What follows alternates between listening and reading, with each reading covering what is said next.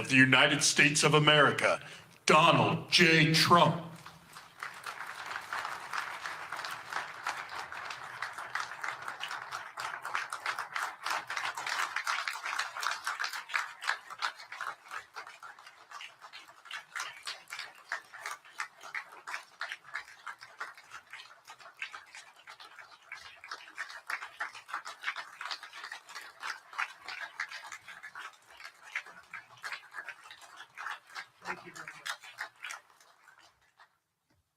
Well, this is a very exciting day, long in the making, and many countries have just received their notice, and everybody wants to be a part of it, and we'll work with many others, including the United Nations. But I want to thank you all for being here. Yesterday, we had an incredibly successful visit with many of the world's top business leaders, the best, the biggest, most successful, and foreign heads of state. And now we have one of the most important meetings of all, the official formation of what is known as the Board of Peace. I want to thank the Secretary of State, Marco Rubio, Special Envoy Steve Witkoff, and Jared Kushner, and their extraordinary work. I mean, they've done an amazing job. We have peace in the Middle East. Nobody thought that was possible. We've settled 8 wars, and I believe another one's coming pretty soon. You know what that is? The one that I thought was going to be an easy one has turned out to be probably the most difficult. Last month, 29,000 people died, mostly soldiers, Ukraine, Russia. Think of that, 29,000, 27,000 in the month before, 26,000 in the month before that. It's terrible. But we have meetings and we think we're making a lot of progress. Thanks as well to Secretary Scott Bessent, Howard Lutnick, and Chris Wright, U.S. Trade Representative, Jamieson Greer. They're all doing such an incredible job. Ambassador Callista Gingrich, who is here, doing a fantastic, really fantastic work. Thank you, Callista. And many other members of my administration who are so committed to peace, and they're also committed to great success. Very importantly, let me recognize the very first group of distinguished members of the Board of Peace. They will be introduced by name in just a moment. Caroline will be doing that introduction. And to each and every one of you, we are truly honored by your presence today. Leaders of countries, in most cases, very popular leaders. Some cases, not so popular, but that's the way it goes in life. Thanks as well to President Karol Nawrocki of Poland, who's a fantastic man. He just won a very big election. I'm very proud of him.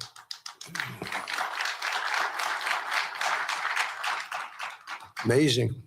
Along with former Prime Minister of the United Kingdom, Tony Blair. Thank you, Tony, for being here. We appreciate it. And members of the Board of Peace Executive Board, great group. This week marks the 1-year anniversary of my second inauguration as president.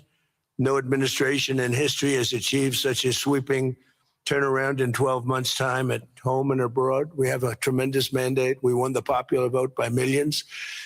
We won every swing state to 7.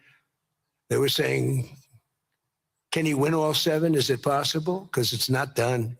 And we won all 7. We have a great mandate back at home. As I said yesterday, the U.S. economy is booming with virtually no inflation. It was 1.2% for the last 3 months. And we inherited the worst inflation in the history of our country. And we have economic growth now of 5.4%, it looks like. And I think that number can double and triple if we do the right things. And if we change thinking so that if you announce good numbers, the markets go up, instead of if you announce good numbers, the market goes down because everybody tries to kill it by lowering or raising interest rates depending on the situation. When America booms, the entire world booms. And we have secured commitments for over $18 trillion in new investment coming into our country, which is a record by many times over, not just by a little bit, by many times. There's no country ever in history that's gotten anywhere near that number. Slashed our trade deficit by 77%. This is in 1 year. Yesterday was 1 year. And signed historic trade deals with nations from all over the globe. Today, the world is richer, safer, and much more peaceful than it was just 1 year ago. We put out all those fires. A lot of people didn't know, including me, that some of those wars were going on. And some of them were going on for, in one case, 32 years, in another case, 35 years, and another one, 37 years. We were very happy to stop the war that had started with India and Pakistan, two nuclear nations. And I was very honored when the Prime Minister of Pakistan said President Trump saved 10 and maybe 20 million lives by getting that stopped just before bad things were going to happen. As president, I ended those 8 wars in 9 months, including Cambodia and Thailand. And by the way, many of the leaders are here. Kosovo and Serbia, the Democratic Republic of the Congo and Rwanda, Pakistan and India, Israel and Iran, Egypt and Ethiopia. We're working on that right now.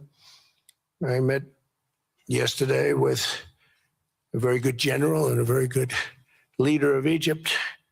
We're working on a dam that was built which precludes the Nile River from getting water. It's a little tough situation, but we'll get that settled. I really had it just about settled in my first term, and then we had a rigged election. Took me out of commission for a little while, but here I am back. We'll get it settled.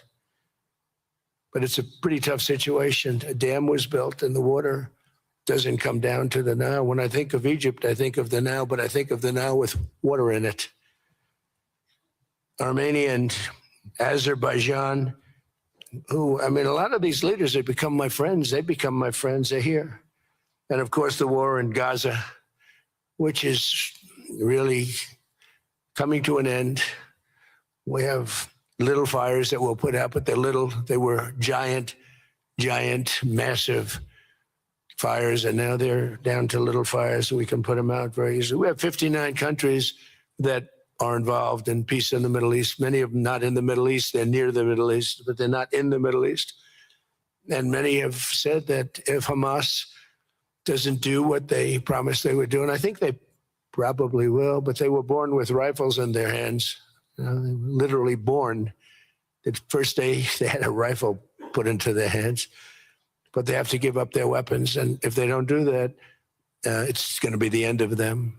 But many countries have told me, we want to go in and do it. And they really aren't countries that you traditionally think of as being involved in that. But that's the fire. Hezbollah in Lebanon, we have to do something about that. But these are, I call them remnants. They're small remnants compared to what it was before. It was massive, large, powerful countries fighting each other. In another great victory for the ultimate goal of peace in June, we obliterated Iran's nuclear enrichment capacity with Operation, we call it Operation Midnight Hammer. It was midnight, it was dark, no moon, and every single one of those bombs from the B-2 bombers hit the air shafts and went deep into the earth and totally obliterated everything that they were doing. They were 2 months away from having a nuclear weapon. Can't let that happen. And Iran does want to talk, and we'll talk. We've also hit ISIS in Syria, and very strongly, as you know. In my first administration, I took out al-Baghdadi, the founder of ISIS, and he was trying to start it up again because due to the tremendous talent of General Raisin Kane, as I call him, he wiped out ISIS in a period of 3 weeks in my first term. You know, we had a great first term, but the second term is, I think, blowing it away, actually. But we took out ISIS, and we had, it was gone, but during the Biden administration, it formed again a little bit. We hit it very hard in Syria. And Syria, by the way, I spoke with the president, is making a lot of progress, tremendous progress, actually. We're very happy about that. We took off all sanctions, which gives them a chance to breathe. And He is working very, very hard, and I think he's going to put it all together. So many things are happening, many good things. Threats to Europe and America, the Middle East, and other places are really calming down. It's a lot different than it was just 1 year ago. Just 1 year ago, the world was actually on fire. A lot of people didn't know it. And in Nigeria, we're annihilating terrorists who are killing Christians. We've hit them very hard. They've killed thousands and thousands of Christians. What's that all about? Much of this unprecedented success is possible because I rebuilt our military in my first term, and now we're making it even stronger. We have a budget of over $1 trillion this year, and next year we're going to 1.5 trillion. Our country's never done better economically. We're taking in numbers that we've never taken in, not only the fact that the investment is at 18 trillion plus, but our jobs numbers, everything is, I think, maybe better than ever before. I think you're going to see and a lot of you are investing in our country. I think you're going to be extremely happy with your investments. I think you'll see numbers like you haven't seen before. I also secured commitments from virtually all NATO allies to increase their defense spending to 5% of GDP. Everybody but Spain. I don't know what's happening with Spain. Why would they not do that? They want a free ride, I guess, huh? Every country but Spain increased to 5%. I don't know why. We're going to have to talk to Spain. With America's renewed attention to security of the Western Hemisphere, I've stopped the invasion on our southern border and designated the drug cartels as foreign terrorist organizations. And you probably saw that we've virtually stopped almost 100% all drugs coming in by water. Now we're going to stop them on land. The land is easy. The water is tough. But that's down now. I heard it just last night. It was 97. Now it's 98.1%. And we're trying to figure out who are the 2% that are willing to get onto those boats. I don't think they watch television or the news. But we've taken out almost 100% of all of the drugs coming into the United States by water.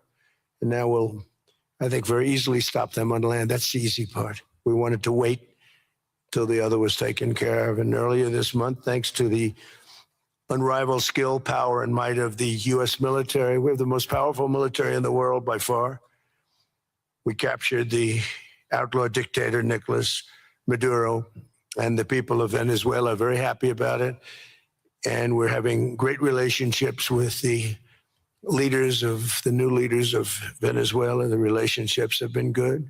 We're opening up the country to our giant oil companies, and it's going very well. We've already taken out, think of this, 50 million barrels of oil, and a lot of that's going to go back to Venezuela. They'll do more income with us in a short period of time than they did in years, because as much oil as they have, and they have a lot, just about the most.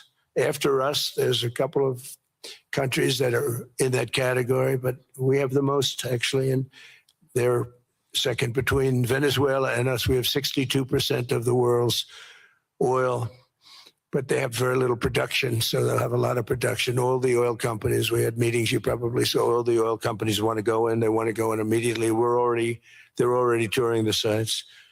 But our military was amazing. That strike was amazing. We had a second wave coming. We didn't need it. They said, no second wave. We don't want a second wave. The first wave was enough. And of course, we're working to end the horrible killing in Ukraine, a war that should never have happened and would have never happened if I were president. That was not going to happen. I used to speak to Vladimir Putin about Ukraine, and it was the apple of his eye, but he would never have ever done it. Said, you can't do that, Vladimir. As part of this historic record of major peace initiatives, today we're announcing more details regarding the Board of Peace, so important. This board has the chance to be one of the most consequential bodies ever created, and it's my enormous honor to serve as its chairman. I was very honored when they asked me to do it. We had an idea to do it, and then they came, they said, you be the chairman.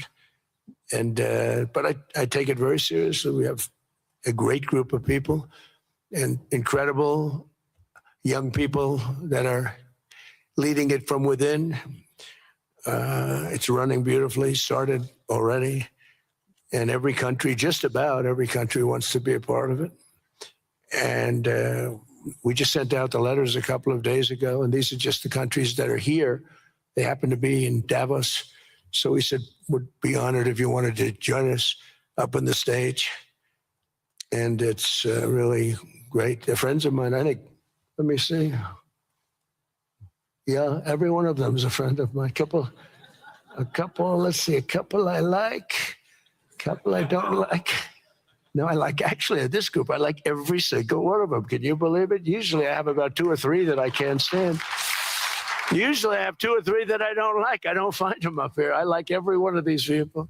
No, they're great people. They're great leaders. And the Board of Peace is composed of leaders, the top leaders in the world, actually. Last October, we released a plan for the permanent end to the conflict in Gaza, and I'm pleased to say that our vision was unanimously adopted by the United Nations Security Council late last year. Under phase 1 of this plan, we have painstakingly maintained that Gaza, and we're going to have it very strongly, and it's what we have. Maintained the Gaza ceasefire, delivered record levels of humanitarian aid. We've given aid. You know, you used to hear all the people were starving and it was terrible. Now we have, you don't hear that anymore. We've delivered record levels of humanitarian aid. I want to thank the United States, but I want to thank some of the countries that are sitting right up here, because they've sent great aid, aid also in the form of money, where we go out and purchase food, and you don't hear those stories anymore with people starving. And secured the release of all 20, we secured the release of all 20 living hostages. Now I want to thank Steve Witkoff and Jared and everybody for working so hard. They worked so hard, but there were 20 remaining living hostages. Now we got hundreds out, but the last 20, I said, boy, that's going to be a tough one. I said that a year before. And it was a tough one, but we got them. Got all 20, every one of them. And we had also about 28 that were dead, but the parents wanted them just as though they were living, just as much. Some cases, it almost seemed more. It was amazing, actually, the love. But their boy had been killed in just about all cases, young men.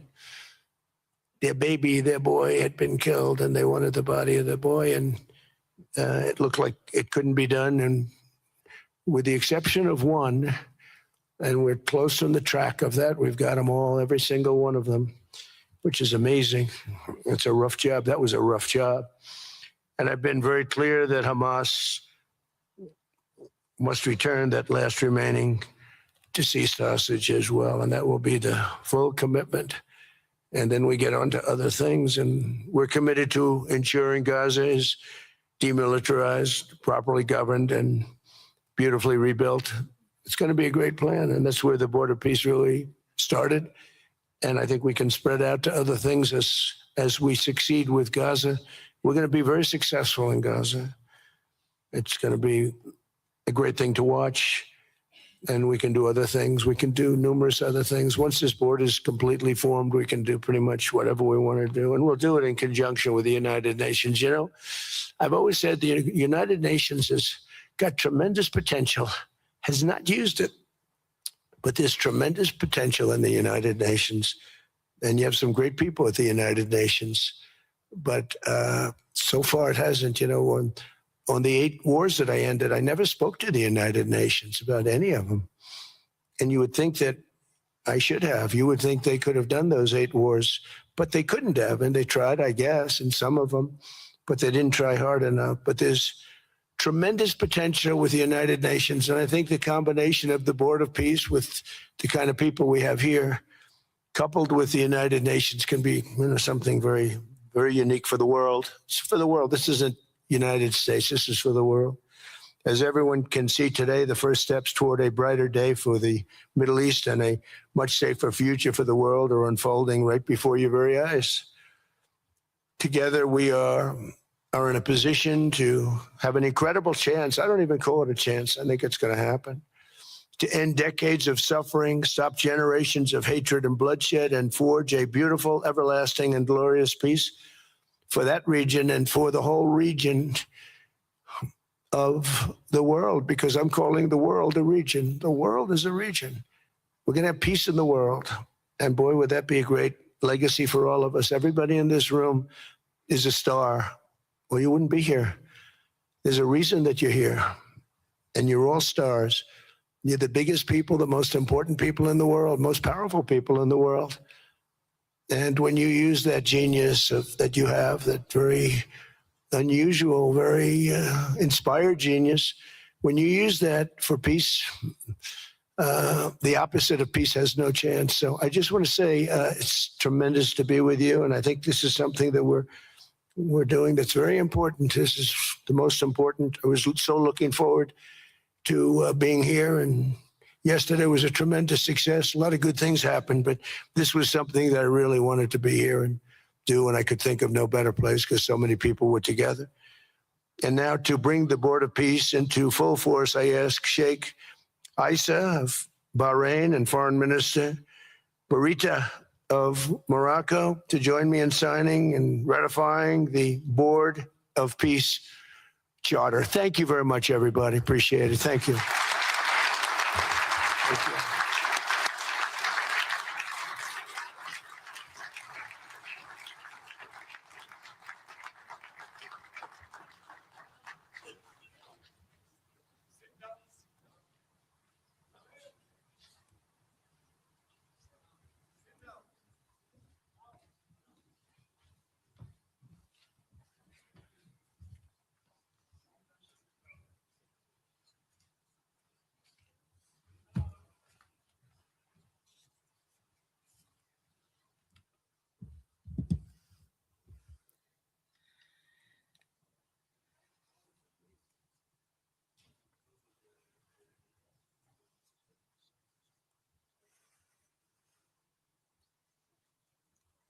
Okay.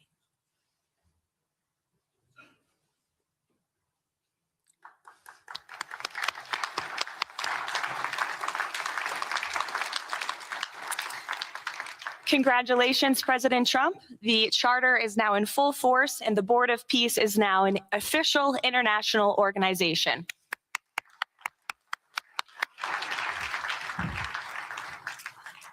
We will now continue the signing ceremonies, beginning with the President of Argentina and the Prime Minister of Armenia.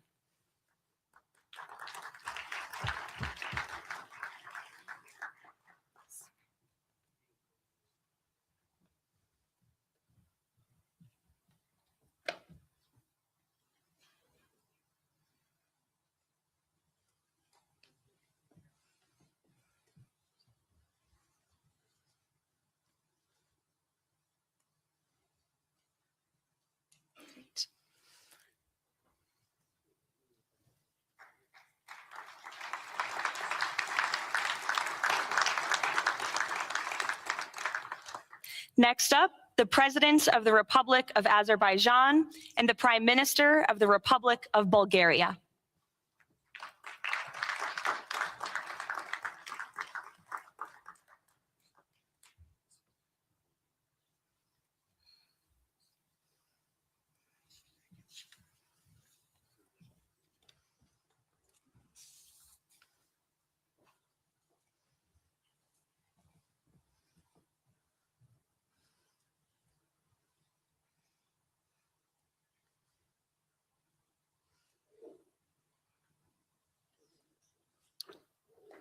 Thank you. Next, the Prime Minister of Hungary and the President of the Republic of Indonesia.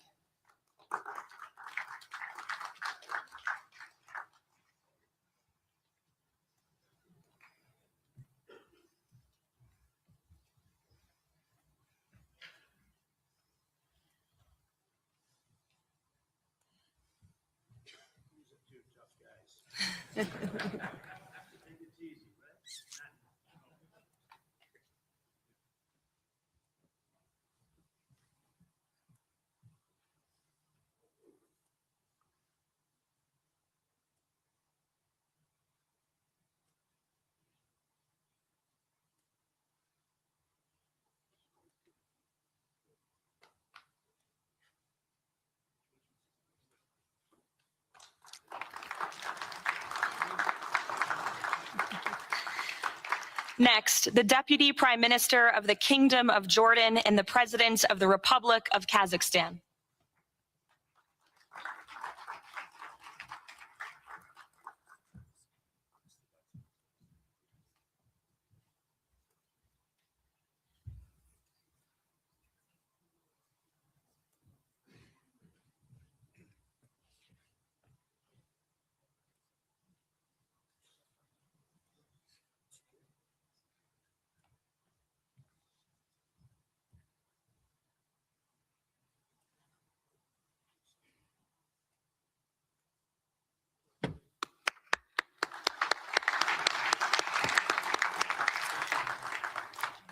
Next, the President of the Republic of Kosovo and the Prime Minister of the Islamic Republic of Pakistan.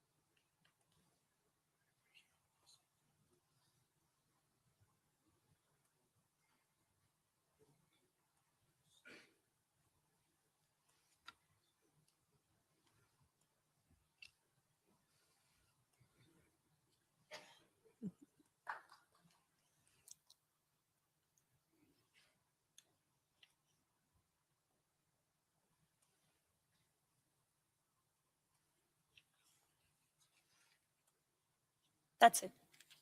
Yes, thank you.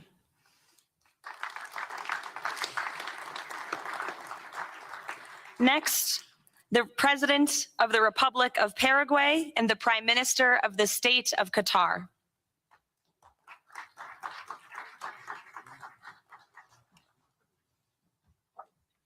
Hello, good, how are you?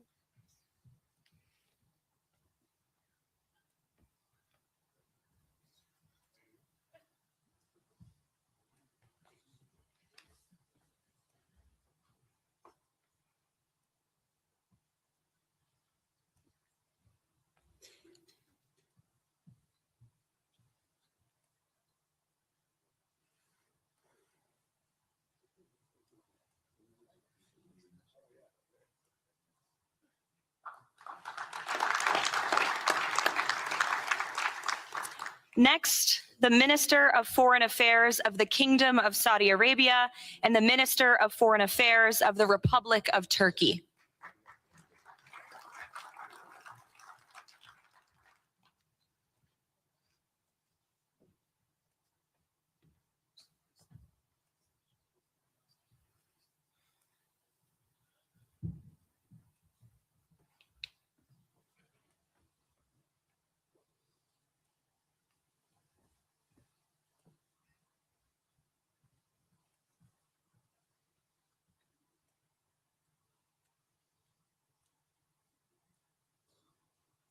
Great.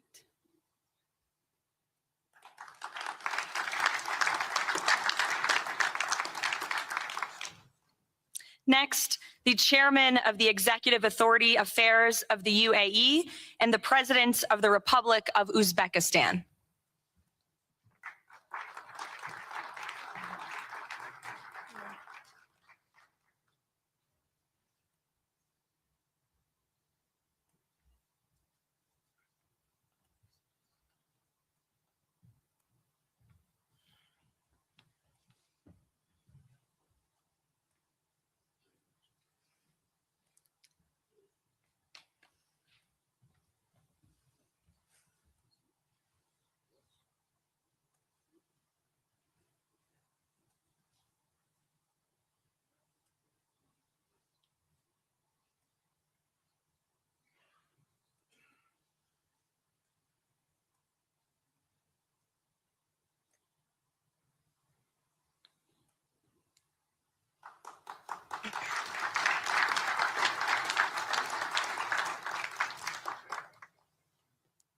And last but not least, the Prime Minister of Mongolia.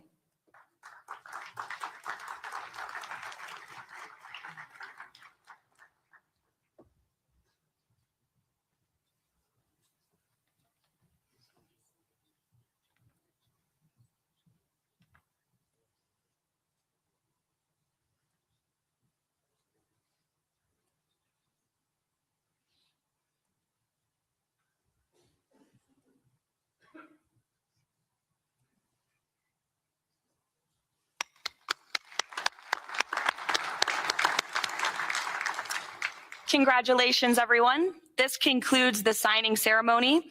If President Trump and all of the Board of Peace members could please join the president around the table. The president is now going to sign the inaugural resolution that will resolve the Board of Peace's Gaza mandate per the United Nations Security Council Resolution 2803.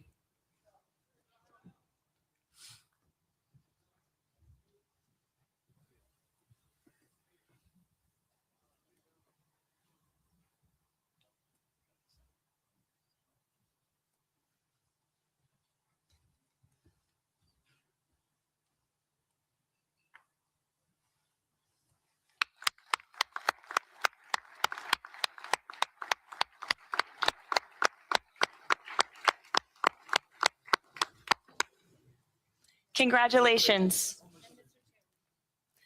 If President Trump and all Board of Peace members could please take their seats in the front.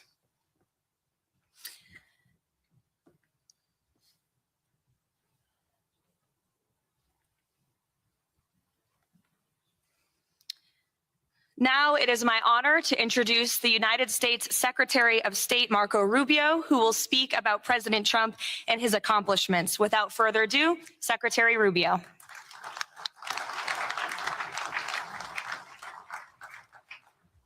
Thank you very much. It's an honor to be here today. It's an honor to serve as the Secretary of State during a historic presidency. And it's a historic presidency because the President of the United States, Donald J. Trump, is someone who is not limited by what others say is possible or what others say is impossible. He's not limited by some of the things that have happened in the past, and he's willing to talk to or engage with anyone in the interest of peace, always putting the American people and our national security first, but understanding that in the world that we share with so many others, peace is paramount to all of us. We are here today because of President Trump's vision. If we go back just a few months ago, people thought what was happening in Gaza was impossible to solve. 28 hostages that were dead, others that were still living, all these hostages that were being held. No one thought that that would ever come to a resolution without more fighting and more bloodshed along the way. In fact, frankly, many thought it was intractable. And sadly, many of the institutions that have served us well, in many cases for the last 70 years, were unable to do anything about it. But President Trump had the vision and the courage to dream the impossible, to believe that it was doable, and to pursue it with all of his heart. And he was in that capacity assisted by an extraordinary team. And I think both Jared and Steve deserve a tremendous amount of credit, Jared Kushner and Steve Woodcock, for all the work they've put in. And all of our partners here today. And now we have this Board of Peace, who I believe's possibilities are endless. Obviously, with a focus first and foremost on making sure that this peace deal in Gaza becomes enduring. And I know this president has it as his highest priority and will give it everything he has to make sure that this is successful.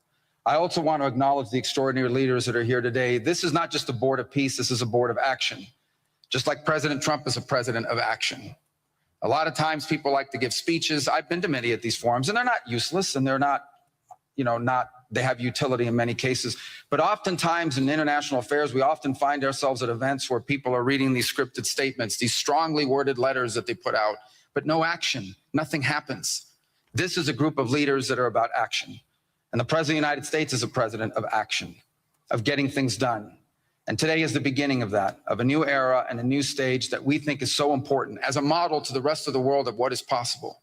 And clearly the focus is right now on Gaza and making sure that the plan that's about to be presented to you here today, this vision for the future of Gaza, this vision for the future of the region, is not just possible and promising. It is our destiny if we put the time and the effort that it requires, as I know this board will do. But I also think it will serve as an example of what's possible in other parts of the world. Without losing focus on what's before us now, this is what's possible for other places and other conflicts that seem impossible to solve right now.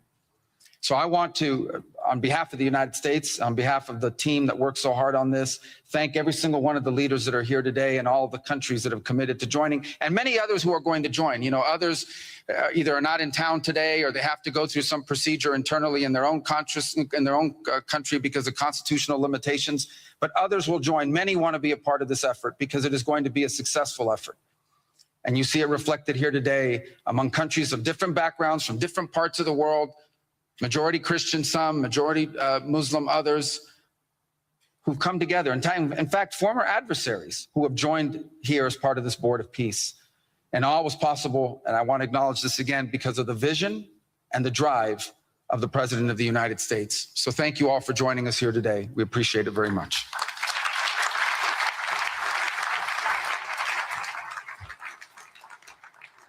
Thank you, Secretary Rubio. Please, if you could now turn your attention to the screens for a video message from the head of the National Committee for the Administration of Gaza, Dr. Ali Shaith. Distinguished leaders, colleagues, and friends, it is an honor to be here today. I want to start by thanking President Donald J. Trump and his administration for their intensive efforts to advance peace in the whole region. I also thank Egyptian President Abdel Fattah al-Sisi, Qatar, and Turkey as mediators, the Palestinian Authority, and members of the United Nations Security Council for welcoming the comprehensive peace plan. These efforts created the opportunity for a new future in Gaza Strip. But what will really matter is what comes next. This transition will succeed only if it delivers real, tangible improvements in daily life for Gazans. As Chief Commissioner of the National Committee for the Administration of Gaza, it's my responsibility to turn this moment into action, to restore order, to rebuild institutions, and to create a future for the people of Gaza defined by opportunity and dignity, under the principle of one authority, one law, and one weapon. As a first step, I am pleased to announce the Rafah crossing will open next week in both directions. For Palestinians in Gaza, Rafah is more than a gate. It is a lifeline and symbol of opportunity. Opening Rafah signals that Gaza is no longer closed to the future and to the war. I want to be clear, there is much more work ahead, and none of it is easy. The road forward will involve difficult decisions and setbacks, but this is a real step, and it marks a new direction. Now, I would like to address the people of Gaza. من أرض الكنانة أتوجه الآن بكلمتي إلى أبناء شعبنا الصامد الصابر في قطاع غزة. لقد صمدتم وحافظتم على أسركم وأرضكم خلال سنوات عصيبة هجاف. صبرت أعماقكم وكل الحدود. إن صمودكم الأسطوري لهو أعظم ما قدمت. Your legendary steadfastness is the foundation upon which we will build our future together. This moment is not for looking back, but for moving forward toward a prosperous and bright future. A future where our children grow up without fear or anxiety, where work is rewarded, schools are opened, and daily life regains its stability and security. The coming stage requires the concerted efforts of everyone, but you will not face it alone. Your voices have weight. Your actions have impact, and your commitment to peace and the rebuilding of your communities will define the futures of the new Gaza Strip. Step by step, with discipline and determination, we will build a capable Gaza, capable of self-reliance, and we will build it into a center for freedom, opportunity, and peace. اليوم أسأل الأسرة الدولية ليس فقط أن تدعم هذه أسأل By our actions, hold us to clear standards and stand with the people of Gaza as we take this responsibility for our future. Thank you, ladies and gentlemen.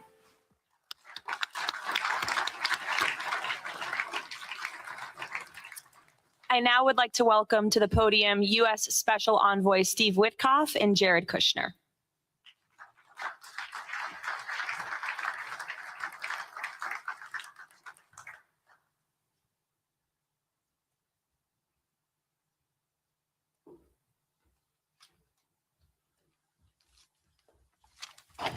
Thank you, everyone, and welcome here. This is really my honor to be up here speaking. I remember when the president asked Jared, I, and of course our great Secretary of State, to work on something that the world thought was impossible and unattainable. But the president, on this peace deal for Gaza, as on all other deals we work on his behalf, said we had to try. And of course, we were inspired by that. We have achieved a peace deal in Gaza. We have brought the hostages home, all of the bodies except for one, and we will bring that body home too. And maybe most importantly, we have created a sense of hope for what the future can bring in Gaza and all other places where the Board of Peace will operate. And I am so honored, Mr. President, to have worked on this on your behalf. I'd like to thank some people here who are here with us tonight who have done so much, done indispensable work to bring this deal together. Sheikh Mohammed, my good friend from Qatar, and Ali Al-Tawadi, Hakan, Fidan, and Ibrahim, General Hassan, and Foreign Minister Badr Abdulati, and of course, President Sisi, and Prime Minister Netanyahu, former Special Envoy Ron Dermer, and Michael Eisenberg for all that they did. I would also like to thank our core working group and members of the Board of Peace who have been working nonstop on behalf of this incredible, noble effort, around the clock for months on end, sacrificing time with their families and their own personal lives because they believe in the mission and the vision that the president has set out for us. I'd also like to thank, those people include Tony Blair, Yakir Gabay, Josh Grunbaum, Aryeh Lightstone, Laron Tonkman, Admiral Cooper, General Frank, and I probably have forgotten some along the way. And then perhaps most importantly, I want to thank our administration. We have an incredible team. It's amazing to work for this administration. I think you see the results that we get on behalf of the president because he inspires us so much.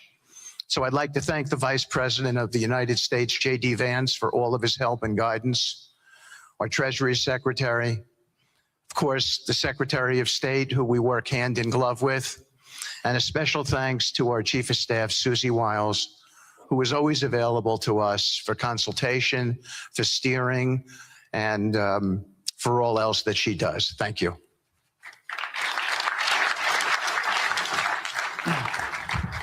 Thank you, Steve. And I have to say, one of the great honors for me of being able to work on this has been working with Steve, who really is as brilliant as he is. His heart is tremendous. It's a lot of fun to be with. And even in some of these, very difficult moments where we didn't think things were happening, working together really was an amazing treat.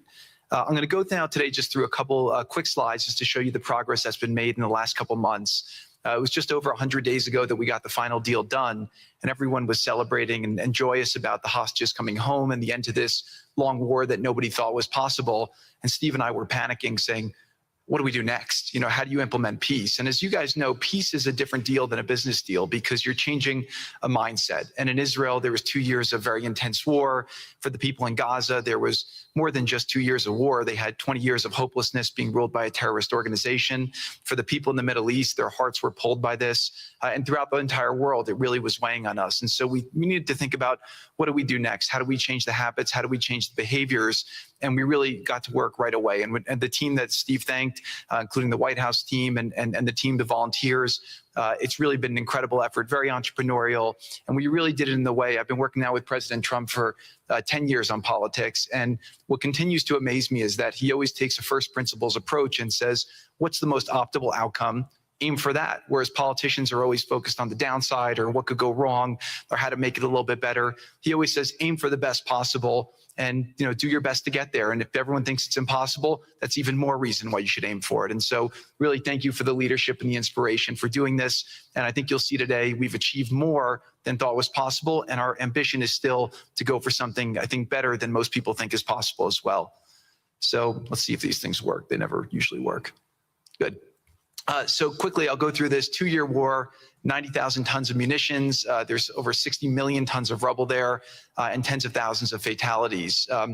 Through the ceasefire, we were able to get to the 20-point plan, ceasefire, release of hostages. Getting the UN resolution passed was a huge, huge effort, really thanks to Mike Waltz and the whole team there. They did an incredible job. And we've then, with the help of the UN, we've worked very, very well with them. This is why you need a new organization like the Board of Peace to work with the UN. I want to thank Tom Fletcher, did an incredible job of really getting it going. We've done historic humanitarian aid. Going forward, number one thing is going to be security. Obviously, we've been working very closely with the Israelis to figure out a way through de-escalation. And the next phase is working with Hamas on demilitarization, which I'll talk about in a second. But without security, nobody's going to make investments. Nobody's going to come, build there. We need investments in order to start giving jobs. We want to take these people. 85% of the aid of Gaza, 85% of the GDP of Gaza has been aid for a long time. That's not sustainable. It doesn't give these people dignity. It doesn't give them hope. And so we want to use free market economy principles. A lot of what President Trump spoke about that he's doing in America, we want to bring the same mindset, the same approach to a place like Gaza to give these people the ability to thrive and have a good life. Let's see. So on the aid, I mentioned the UN. So now people are talking about famine. 100% of the food needs are met, and that's been overabundance. The cost of goods have gone down tremendously. Over 55,000 trucks have gone in, and over 1.4 million pallets. So it's been the largest humanitarian effort done into a war zone that anyone's been able to tell us about. This really has been a great joint effort that everyone's been able to do, and so it's a great thing. We all just heard from Ali. We have been so impressed. Steve and I were speaking to him and the entire committee. Such bravery of these people to step up.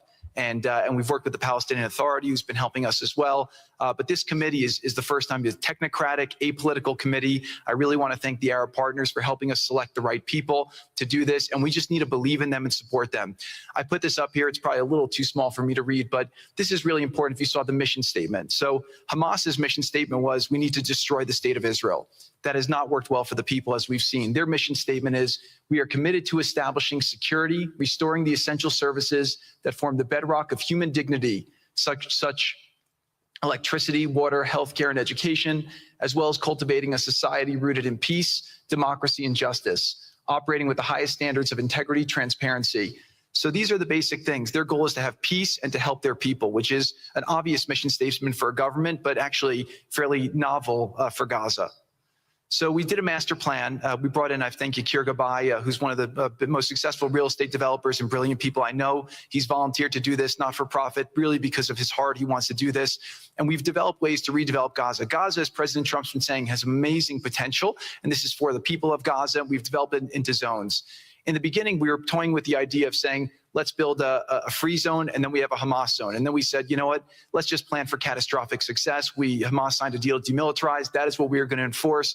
People ask us what our plan B is. We do not have a plan B. We have a plan. We signed an agreement. We are all committed to making that agreement work. There's a master plan. We'll be doing it in phasing. In the Middle East, they build cities like this in 2-3 million people. They build this in 3 years. And so stuff like this is very doable if we make it happen. Rafah will start with. This will show a lot of workforce housing. We think this could be done in 2-3 years. We've already started removing the rubble and doing some of the demolition.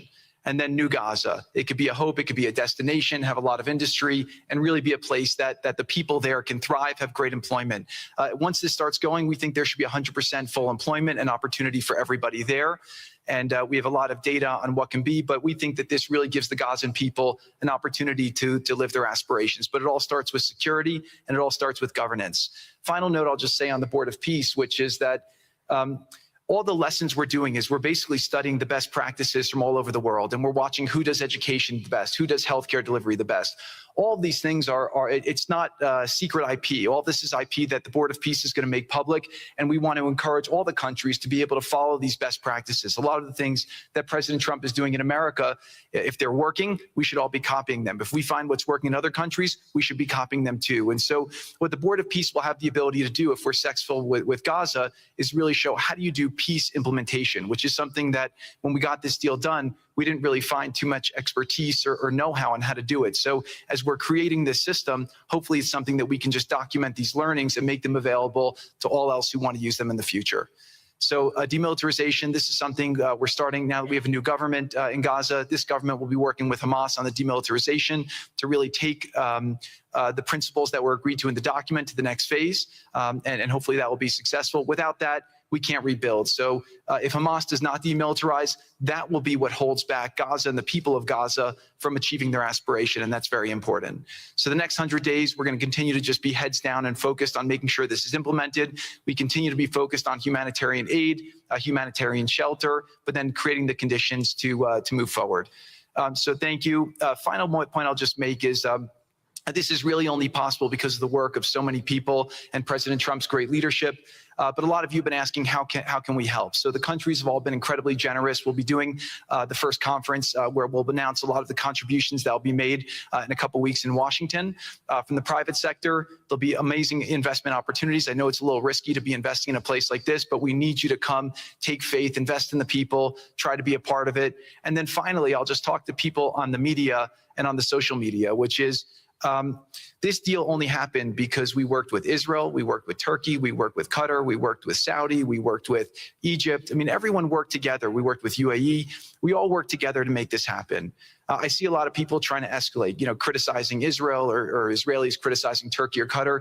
Just calm down for 30 days. I think that the war is over. Let's do our best to try working together. Our goal here is peace between Israel and the Palestinian people. Everyone wants to live peacefully. Everyone wants to live with dignity. Let's put our efforts towards promoting those who are doing the work to build this up, like Ali and his committee. Let's focus on the positive stories, and let's just calm down, turn a new chapter. And if we believe that peace is possible, then peace really can be possible. So we're going to continue to work every day. We need all of your help to do it. And again, I just really want to thank President Trump for his leadership in doing this. This would not have been possible without your commitment to this. Everyone thought it was impossible to end this war. You never gave up. You never stopped. Every time there was a setback, you told us to try harder. You gave us different ideas. And we've made several impossible things happen just in Gaza to date. And there's no reason why we shouldn't be able to make even more impossible things happen. So really, thank you for your amazing leadership.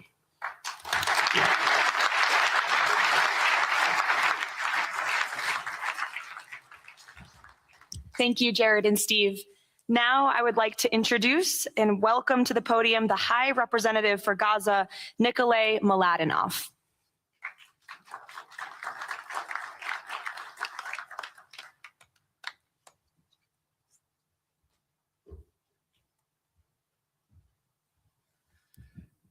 Mr. President, it's a great honor and a massive responsibility for me, for my team, for all of us to be here with you to begin this journey.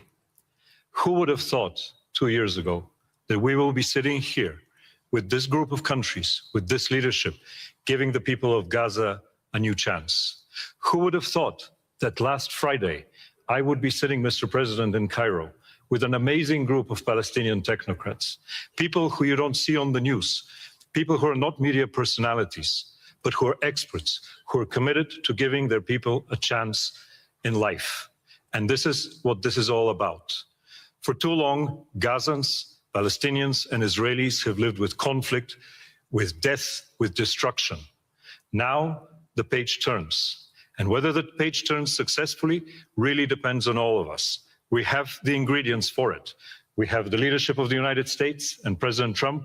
We have a great group of countries joining the Board of Peace and more to come. We have a fantastic Palestinian team on the ground, and we must make it work. Our partnerships are there, our plans are in place, and we need your support. And finally, I look to all of you who are in this room and who are watching this meeting from their screens at home or in their offices. Please put away your talking points for a minute. Please put away your fears. Please put away your concerns.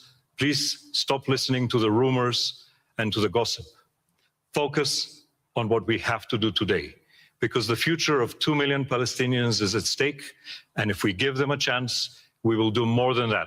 We will create opportunities for 1 billion people who live in the Middle East and beyond, and who are responsible, also who want to see transformation and a chance in life for the future. So please join us on this journey, join the Board of Peace, and join us in supporting this excellent initiative. And thank you again, President Trump and the United States, for taking this decisive leadership forward.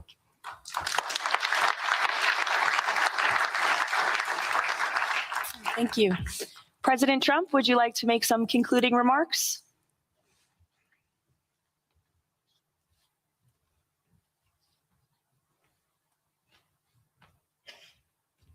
Great job. Great job. Well, I just want to tell you it's all happening.